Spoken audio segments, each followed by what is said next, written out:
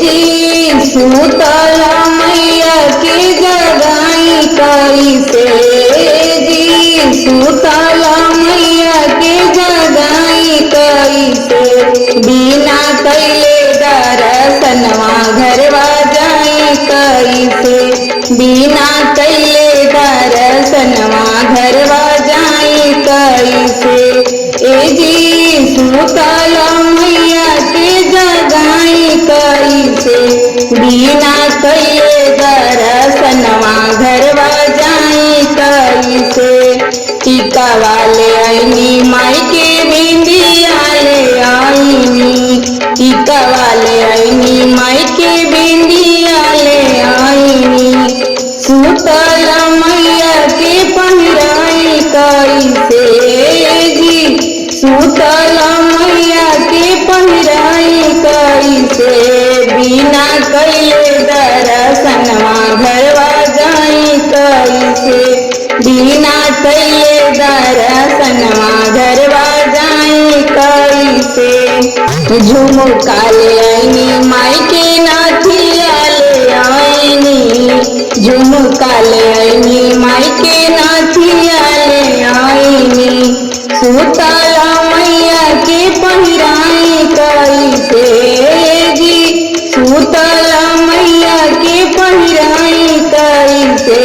बिना कैले दर्शनवा घरवा जाई कैसे, बिना कैले दर्शनवा घरवा जाई कैसे। हरा वाले आईनी माई के सेनुरा ले आईनी, हरा वाले आईनी माई के सेनुरा ले आईनी, सुतल मैया की लगाई कैसे, जी सुतल मैया की लगाई कैसे, बिना कैले दर्शनवा घरवा जाई कैसे, बिना कैले दर्शनवा घरवा जाई कैसे। लहंगा ले आईनी माई के चुनरी ले आईनी, लहंगा ले आईनी माई के चुनरी ले आईनी, सुतल मैया के पहिराई कैसे, जी सुतल मैया के पहिराई कैसे, बिना कैले दर्शनवा घरवा जाई कैसे, बिना कैले दर्शनवा घरवा जाई कैसे।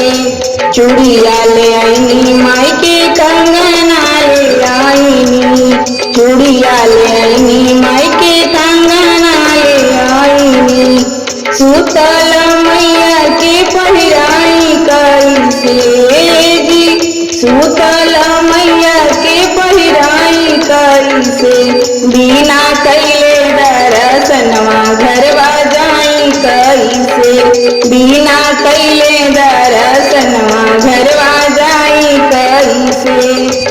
जी सुतल मैया के जगाई कैसे, जी सुतल मैया के जगाई कैसे, बिना कैले दर्शनवा घरवा जाई कैसे,